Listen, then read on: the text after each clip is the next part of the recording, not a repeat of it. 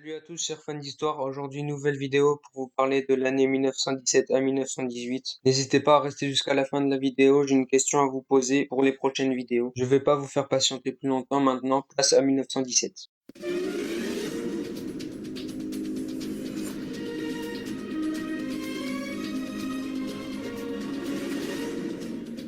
Commencer l'année 1917, la Terre connaît une crise qui affecte tous les secteurs. Malgré les échecs des batailles de Verdun et de la Somme, le général Nivelle élabore un nouveau plan d'attaque frontale. Il doit être le dernier. Il choisit un secteur situé entre Reims et Soissons, le chemin des Dames, qu'il estime mal défendu. Pendant 6 semaines, de début avril à la mi-mai, des assauts successifs tentent de conquérir ce site. Pendant le premier assaut, 40 000 Français tombent sous le feu infranchissable des mitrailleuses allemandes. L'attaque n'avait rien d'une surprise. Les Allemands avaient appris par des prisonniers la prochaine offensive contre leurs lignes et avaient grandement amélioré leur position en plaçant davantage de mitrailleuses, en construisant des souterrains de protection et des abris souterrains à 10 ou 15 mètres de profondeur. En tout, 270 000 soldats français périssent. L'échec de l'offensive du chemin des Dames a pour conséquence immédiate les mutineries, qui s'élèvent contre les conditions de combat et non contre le fait de combattre en lui-même. Parmi les 40 000 mutins, il n'y a pas de désertion, ni de fraternisation avec l'ennemi. Ils restent dans leur cantonnement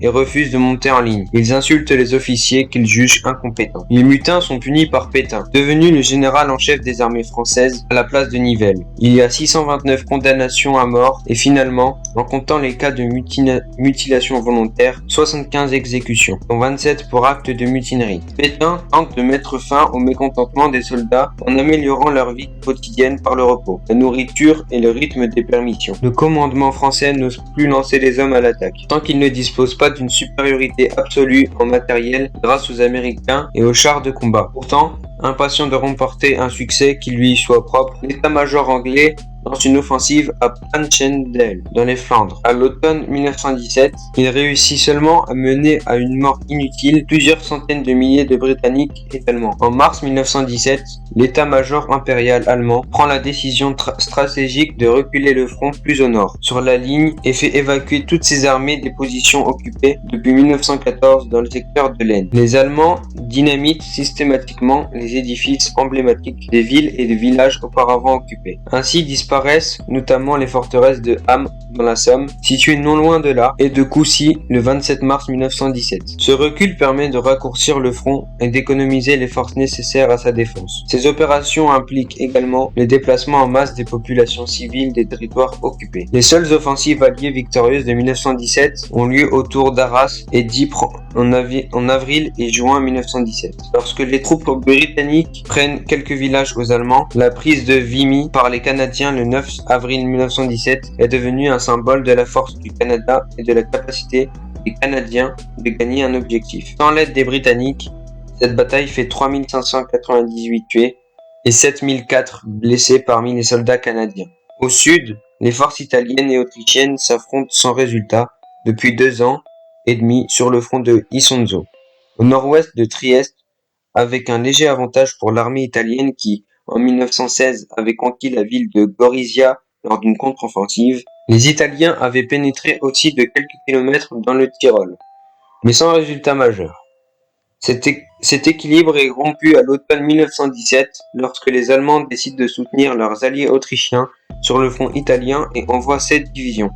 Le 14 octobre 1917, lors de la bataille de Caporetto, les soldats italiens reculent devant l'offensive austro-allemande. Plus de 600 000 soldats italiens, fatigués et démoralisés, désertent ou se rendent. L'Italie vit sous la menace d'une défaite militaire totale. Mais le 7 novembre, les Italiens parviennent à arrêter l'avancée des Austro-Allemands sur la ligne de Piave, à environ 110 km du front de l'Isonzo. Défaite italienne de Caporetto incite la France et le Royaume-Uni à envoyer des renforts et à mettre en place le Conseil suprême de guerre pour coordonner les efforts de guerre des Alliés. Au début de l'année 1917, sur le front Est et l'Empire ottoman, la Russie ne peut plus soutenir une guerre contre un ennemi mieux équipé et mieux organisé. L'effort que demande la guerre, production industrielle et agriculture accrue, engendre pénuries et troubles sociaux. Les désertions se multiplient et les villes connaissent des troubles d'approvisionnement. En mars 1917, une première révolution éclate. Elle porte au pouvoir la bourgeoisie libérale qui entend continuer continuer la guerre alors que les soviets, de plus en plus influents, exigent la paix. La Russie n'est plus une force d'attaque et les Alliés craignent une